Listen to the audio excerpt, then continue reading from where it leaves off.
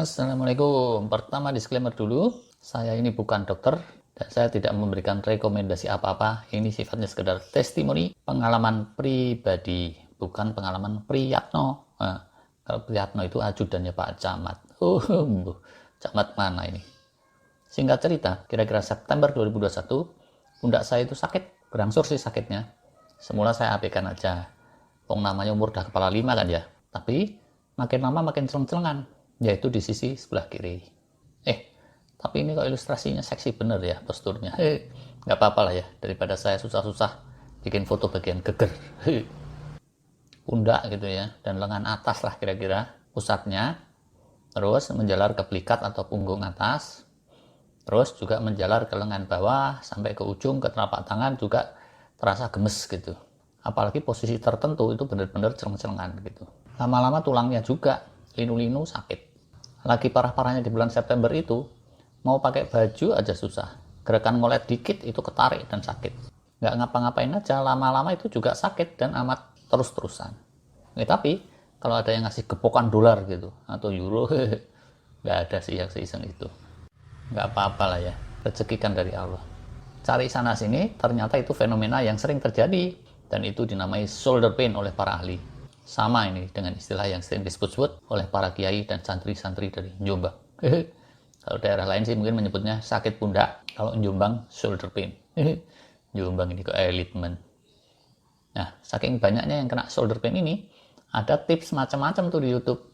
Ada yang kasih saran gimana posisi tidur, bagaimana pengaturan bantal guling yang tepat, ada yang kasih saran senam-senam yang meringankan shoulder pain, ada juga yang jual semacam deker khusus untuk pundak, dan seterusnya.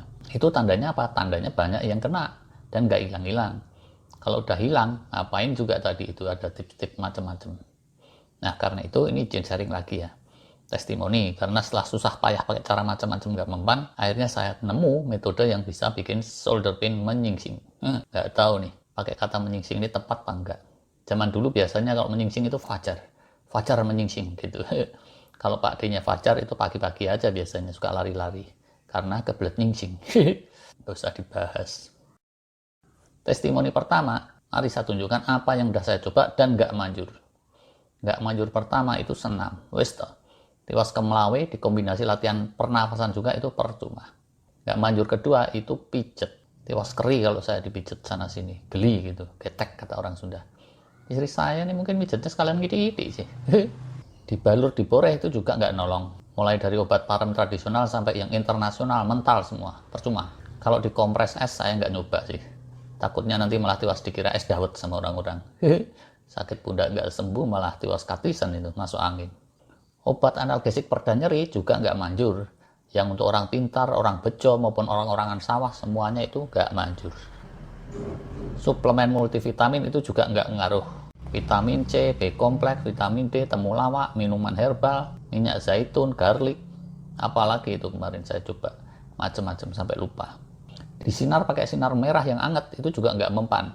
Dijemur matahari, idem.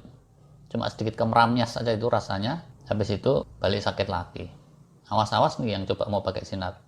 Mesti dipilih sinar yang merah atau inframerah. Kalau ultraviolet itu biasanya untuk ternak ayam sama ternak penyu. Walah. Akupuntur juga nehi, nggak manjur. Andaikan manjur pasti udah banyak testimoninya. Ternyata nggak ada. Akhirnya yang saya rasakan manjur yaitu intermittent fasting. Praktek intermittent fasting yang 9 minggu sudah saya bikin videonya. Tapi intinya kalau mau ringkas, yang saya praktekin itu kombinasi antara 16-8 fasting, puasa harian yang 16 jam, dengan extended fasting yang 24 jam, Senin Kemis yang tanpa sahur beberapa kali. Untuk yang 16-8, saya nggak ikut standar medis yang 16 jam, tapi cuma sekitar 14-15 jam saja per harinya. Kemudian info dari berbagai penelitian menyebutkan kalau untuk mencetus autofagi atau stem cell yang punya daya penyembuhan yang jos, tidak bisa hanya 16-8, harus diusahakan ada extended fasting yang sekitaran 24 jam minimal. Jadi saya praktekin juga, kadang Senin, kadang Kamis, bangun sahur cuma minum air mineral saja secukupnya, atau kalau kebablasan ya langsung aja puasa, dari maghrib sampai maghrib lagi tanpa sahur.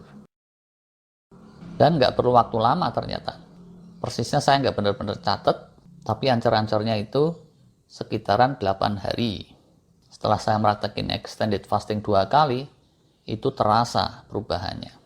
Maghrib gitu, setelah buka puasa saya nyadar, loh sekarang kok nggak terasa sakit tulang lagi ya. Nah, otot-otot waktu itu belum pulih, tapi di sekitar hari ke-8 sakit tulangnya hilang. Di luar fasting itu pola makan saya biasa saja, tanpa vitamin suplemen, tidak ada yang aneh-aneh, dan tetap porsinya sedang agak kecil. Menurut para ahli, kalau porsi makannya jumbo, itu efek healingnya agak melemah, walau alam. Minggu ketiga itu terasa sakit ototnya juga mereda, ibarat status gunung Merapi gitu. Turun dari siaga 1 status merah, jadi status oranye atau jambon. Walah, ada apa enggak tuh status jambon? Jadi bisa dibilang yang semula statusnya sakit, berubah jadi status tidak nyaman. Duduk gitu ya, kalau di atas busa itu nyaman. Kalau duduk di atas papan keras itu tidak nyaman. Duduk di atas kerikil itu sakit. Kira-kira gitulah perbandingannya. Jadi belum terasa nyaman, tapi sudah tidak sakit. Dikit-dikit saya masih suka pijit-pijit tangan kiri, telapak tangan, atau lengan atas bawah. Refleksnya itu masih kayak gitu, untuk mengusir rasa tidak nyaman. Kapan mulai hilang rasa tidak nyaman itu? Sekarang sih udah hilang ya. Tapi persisnya saya nggak terlalu nyadar. Begitu nyeri mereda, tidur kan saya jadi lebih pulas. Nah, setelah beberapa hari tidur pulas, terus saya nyadar, waduh, ini sih udah pulih seperti semula nih. Nah, kira-kira di minggu kelima lah saya menyadari hal itu, dan alhamdulillah bereslah urusan. Setelah selesai di minggu ke-9, kira-kira penampakannya seperti ini nih. Dulu ya, semula, tangan yang bisa ditarik ke atas itu cuma yang kanan. Kalau yang kiri kaku bisa naiknya cuma setengah, dan sekarang yang kiri sudah nggak nyeri lagi, dan kalau ditarik ke atas, lah, ternyata tetap kaku tuh, nggak bisa pol kayak yang kanan. Oh alah, tipsnya ini nggak terlalu ajaib ternyata. Efektif meredakan nyeri, tapi kalau soal kakunya walau berkurang juga belum kembali seperti semula. Begitulah, ini sekedar sharing. Terima kasih.